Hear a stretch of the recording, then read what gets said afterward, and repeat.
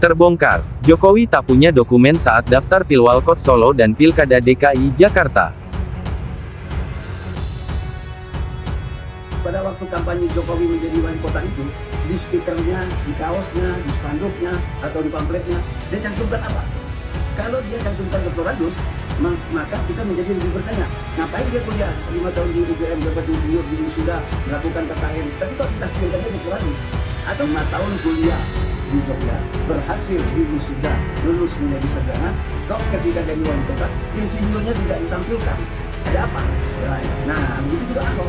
Ahok punya kenyataan yang tidak berani menunjukkan ijazahnya, berarti yang dimiliki oleh orang itu palsu. Saya tinggal menunggu satu info lagi. Jadi Solo itu pada awal 2012 itu datang ke Jakarta. Pak Jokowi nih, rombongannya Pak Jokowi. Di antara rombongan itu ada nama-nama ini, ketemulah dengan kawan-kawan di DKI. Nah, dari DKI itu mereka terus bikin pertemuan-pertemuan, terus bertemulah di Jalan Cikini itu. Pengakuan Bitor pun dinilai tidak valid. Andi Azwan yang merupakan sekretaris tim kampanye Jokowi Ahok menangkap penyebutan nama lokasi pertemuan yang tidak sesuai. Bang Beto itu kan dari katanya, dia tidak melihat langsung seperti apa kan gitu. Apalagi dia mengatakan 2012, karena saya 2012 itu, saya kan adalah di tim kampanye Jokowi Ahok, Pilgub DKI, di tim sosialisasi kampanye, yang sehari-hari memang itu adalah di markas yang namanya Borobudur 22. Kalau Beto ngomongin kan Menteng 22, itu aja sudah salah. Tak hanya itu, Bitor bahkan membeberkan alasan kesamaan foto Jokowi di setiap dokumen dan menyebut nama Prasetyo Edy sebagai sosok yang menerima dokumen yang dituding hasil cetakan Pasar Pramuka itu. Dokumen nikah, dokumen apa, sampai itu semua dibikinin, termasuk surat keterangan sehat dari rumah sakit, tidak kena narkoba, terus apalagi ya, surat nikah, segala macam itu dibikin. Foto nikah, foto ijazah, foto SMA, foto itu sama semua. Kenapa Better tahu bahwa fotonya itu sama semua? Kan dibilang kan, dokumen itu setelah siap, pada 2012 kan, diserahkan ke Mas Pras. Mas Pras terus dikasihkan ke KPUD. Sudah itu Jokowi maju ke presiden. Nah, masuk ke presiden, masuk ke administrasi DPP. Nah, orang DPP bilang, Bang, ini fotonya sama semua nih, katanya. Tak terima tudingan rekan satu partainya itu, mantan Ketua DPRD DKI Jakarta, Prasetyo Edy pun mempertanyakan motif Betor menyerang PDIP.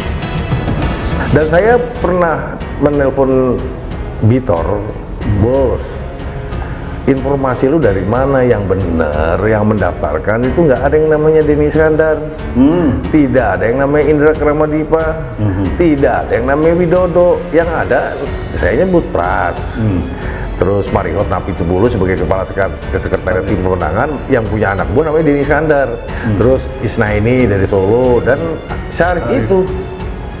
Loh, kok bisa dia membuat narasi yang seperti itu? Apakah ini ada apa dengan Bitor dengan PDI Perjuangan?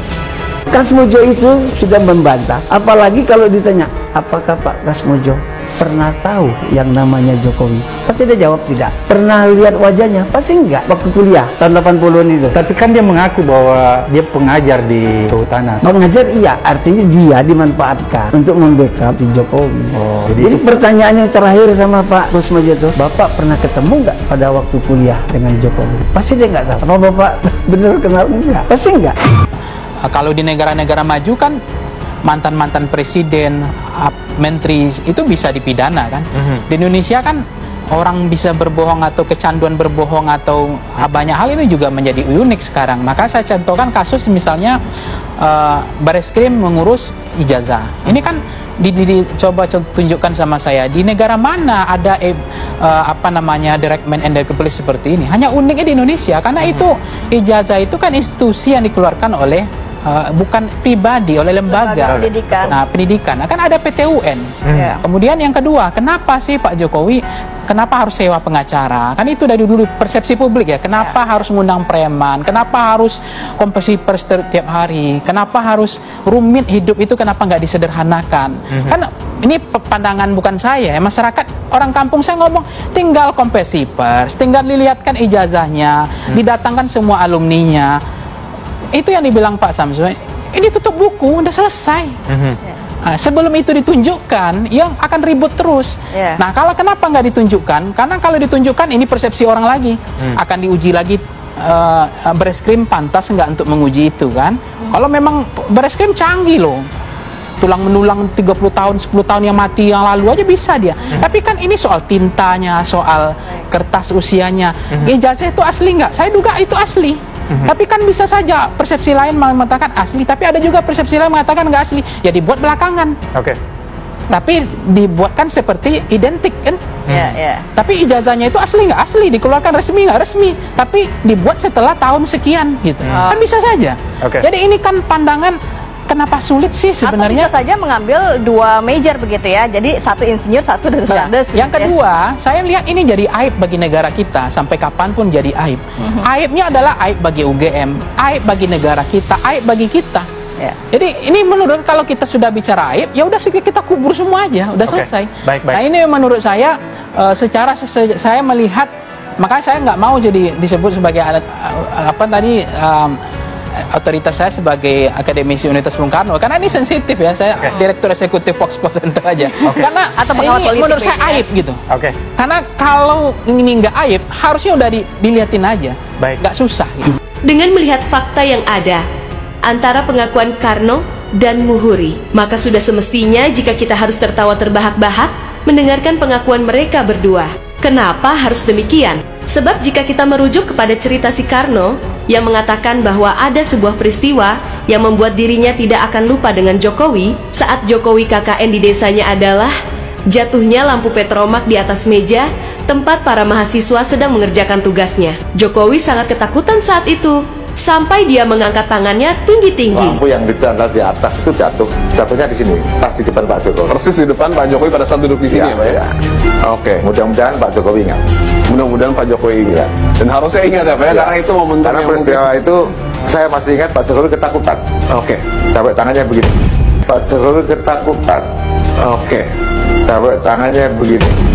Pada waktu malam bekerja, lampu petromak yang ditaruh di atas, lampu petromak yang ditaruh di atas, lampu petromak yang ditaruh di atas, itu jatuh.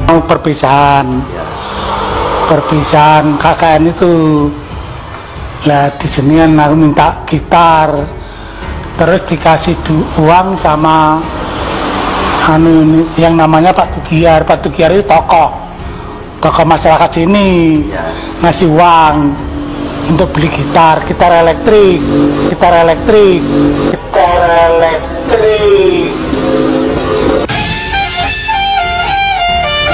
Jika di rumah kepala desa tempat Jokowi KKN, penerangannya masih menggunakan lampu petromak. Itu artinya pada saat KKN di desa Ketoyan belum ada aliran listrik. Tapi kenapa Muhuri menceritakan kepada kita semua bahwa pada saat penutupan KKN, Muhuri diboncengkan Vespa oleh Jokowi dari Boyolali menuju Solo yang berjarak kurang lebih 50 km untuk membeli gitar elektrik yang akan digunakan pada acara perpisahan KKN Jokowi bersama teman-temannya. Dengan demikian, antara cerita Karno dan Muhuri tidak memiliki korelasi sama sekali, tetapi justru cerita keduanya saling berlawanan satu sama lain. Mana mungkin di desa tempat Jokowi KKN belum teraliri listrik PLN, kok bisa-bisanya Jokowi dan teman-temannya meminta supaya dibelikan gitar elektrik untuk acara perpisahan KKN oleh tokoh masyarakat setempat. Kenapa sih? Sekali-kali tuh kalau bikin skenario kebohongan, buatlah skenario yang cerdas dan runtut supaya tidak memalukan, serta mudah dibaca fakta kebohongannya oleh para netizen. Tetapi lagi-lagi namanya Termul atau Ternak Mulyono dan penjilat Jokowi, ya kita tahulah standar kualitasnya hanya segitu doang. Kalau kita ukur tingginya, tidaklah lebih dari tinggi dengkul yang kita miliki. Polemik kasus dugaan ijazah palsu Presiden ke-7 Joko Widodo, Jokowi, hingga kini belum selesai. Sikap Jokowi yang tidak mau menunjukkan ijazahnya mendapat respons dari politikus senior PDIP Bitor Suryadi. Dalam podcast Sindo News, To The Po, Aja, Bitor mengungkapkan, Jokowi tidak menyerahkan dokumen atau berkas saat mendaftar di pemilihan wali kota Pilwalkot Solo dan Pilkada DKI Jakarta. Kasus ijazah ini mulai diributkan setelah Bambang Trimulyono muncul dan mencurigai Jokowi tidak punya ijazah kok bisa jadi wali kota. Berangkat dari situ kemudian dilakukan pelacakan, ujarnya dikutip Sindo News, Jumat tanggal 27 Juni tahun 2025. Saat maju Pilkada DKI Jakarta, kata dia, tim Solo yang berjumlah 3 orang diantaranya, David dan Jokowi ke Jakarta. Mereka kemudian bertemu dengan Prasetyo Edy Marsudi. Dalam pertemuan tersebut, mereka oleh Prasetyo kemudian dirujuk ke Denny Iskandar yang merupakan wakil sekretaris pemenangan Pilgub DKI Jakarta. Begitu problemnya tidak punya dokumen, Denny ini pentolannya di PDIP DKI. Dokumen dari Solo itu tidak ada. Itu dilacak di KPU Solo, itu sudah hilang sampai sekarang, katanya. Menurut Bitor, Denny Iskandar bukanlah orang sembarangan. Denny memiliki jaringan luas, termasuk akses ke orang-orang yang mampu menyelesaikan berbagai urusan dokumen. Jadi saya ngejar apakah ada surat pemerintahan Solo yang ditandatangani Jokowi tanpa ijazah. Saya kejar lagi kalauder, dari kampus mana? Kejar, ternyata dari Mas Taufik Hidayat yang sekarang juga sedang menggungat Jokowi di Solo, dia meyakinkan Jokowi itu pakai insinyur tapi tidak berbasis kampus, katanya. Pembawa acara Lukman Hakim kemudian bertanya kepada Bitor soal insinyur tak berbasis kampus. Jadi basisnya mana dong kalau begitu? Tanyanya. Jadi ditulis aja di depan namanya insinyur Jokowi. Maka kita selama dia menjadi wali kota tidak pernah melihat dia datang ke kampus mana, datang kemana. Dari situ ada keyakinan bahwa hanya tulisan tangan saja di depan namanya ditulis insinyur, katanya. Jadi saya dapat keyakinan dari Pak Taufik, Taufik dapatkan itu dari Supradi bekas sekdanya itu. Harusnya kalau dia tidak punya titel, polos harusnya ditulis Jokowi wali kota. Kita jadi bertanya juga, kok ada pengakuan dia 85 lulus. Katanya, Bitor juga mengaku mendapat informasi dari temannya di Solo jika berkas Jokowi di KPUD Solo pada 2005 sudah hilang.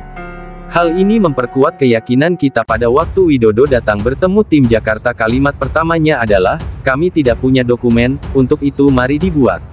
Itulah pertemuan di Cikini itu, katanya. Bitor mengaku yakin dengan pernyataan Prasetyo karena merupakan sekretaris pemenangan saat Pilgub DKI Jakarta. Dialah yang mempertemukan dua tim ini. Dan tim ini ujungnya Widodo dan Denny. Dirancanglah itu semua dokumen. Karena Denny Iskandar ini paling paham tentang syarat-syarat untuk menjadi kandidat itu. Dia dari partai kami yang sering ke KPUD. Jadi dia tahu urus-urus dokumen, ada surat polisi SKCK, surat rumah sakit, tidak narkoba, katanya. Jadi semua dibuat barang baru, siapa yang bikin? Tanya Lukman. Denny, ucapnya singkat. Begitu juga saat daftar Pilwalkot Solo, Jokowi tidak memiliki berkas. Yaitu, dia hanya tulis saja insinyur, tidak ada berkas. Coba aja buka itu KPU Solo, hilang, kata